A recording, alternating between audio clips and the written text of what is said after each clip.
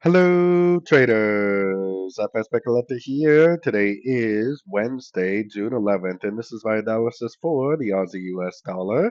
If you haven't done so yet, definitely do check out my free Discord channel, which is linked down here in the corner at the end of the video. And make sure to take a look at my website, fxpipcollector.com. Watch the video on my home screen to learn more.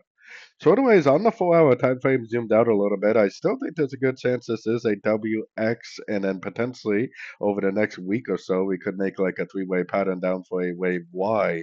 Definitely seems pretty likely, but we have to be a little bit cautious because all the higher time frames are still up. And that means that there is always a chance that it just keeps on going up no matter what our analysis says. So going down to the 1 hour time frame, we have CPI inflation data coming out today. Definitely a pretty big news event.